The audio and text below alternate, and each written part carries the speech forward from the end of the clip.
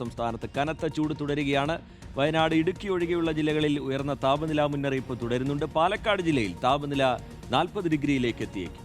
കനത്ത ചൂടിനിടെ സർവകാല റെക്കോർഡും ഭേദിച്ച സംസ്ഥാനത്തെ വൈദ്യുതി ഉപയോഗം കുതിക്കുകയാണ്. അതേസമയം നാളെ മുതൽ 3 ദിവസം ഇടിമിന്നലോടുകൂടിയ ഒറ്റപ്പെട്ട മഴയ്ക്ക് സാധ്യത എന്ന് കാലാവസ്ഥാ വകുപ്പ്. ഗോപാൽ ശിലാസനിലുണ്ട് വിശദാംശങ്ങൾ നൽകാൻ. Good morning Gopal. അസഹനീയമായ ചൂടാണ്. ഇതിപ്പോൾ വയനാട്ടിലേക്കോ ഇടുക്കിയിലേക്കോ പോയാൽ മതി എന്ന് തോന്നുന്ന തരത്തിലാണ് മറ്റ് ജില്ലകളിലൊക്കെ അവസ്ഥ.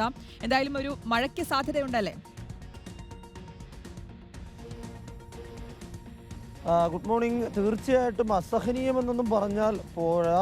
രാത്രി കിടന്നുറങ്ങാനോ പകലൊന്ന് പുറത്തേക്ക് ഇറങ്ങാനോ പറ്റാത്ത രീതിയിലേക്ക് കൊടും ചൂട്, കൊടും വേനൽ എന്ന തരത്തിലേക്ക് പറയാൻ പറ്റുന്നൊരു അന്തരീക്ഷം, സാഹചര്യമാണ് ഇപ്പോൾ നിലവിൽ സംസ്ഥാനത്തുള്ളത്. അതിൻ്റെ ഭാഗമായി തന്നെയാണ് 12 ജില്ലകളിൽ കഠിന ചൂട് മൂലമുള്ള യെല്ലോ അലേർട്ട് മുന്നറിയിപ്പ് ഇതിനോടകം തന്നെ നൽകിയിട്ടുണ്ട്. അതിൽ ഏറ്റവും ഗുരുതരമായ സ്വഭാവമുള്ളത് പാലക്കാട്, കൊല്ലം, കോട്ടയം ജില്ലകളിലാണ്. പാലക്കാട് ജില്ലയിൽ 40 ഡിഗ്രി സെൽഷ്യസ് വരെ താപനില ഉയരും എന്നതാണ് ഇപ്പോൾ നൽകിയിരിക്കുന്ന അറിയിപ്പ്. കൊല്ലത്ത് 39, കോട്ടയത്ത് 38 ഡിഗ്രി സെൽഷ്യസ് വരെയാണ് താപനില പ്രവചിക്കപ്പെടുന്നത്.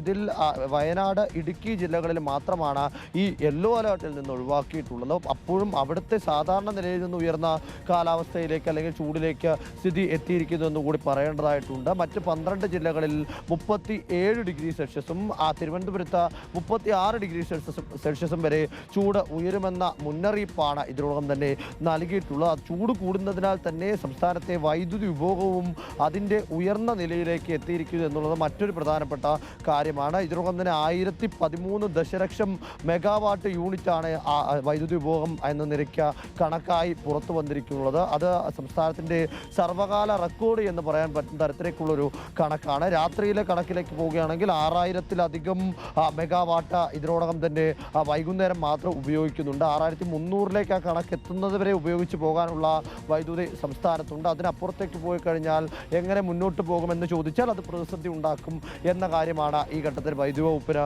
സൂചിപ്പിക്കാനായി ബാക്കിയുള്ളത്.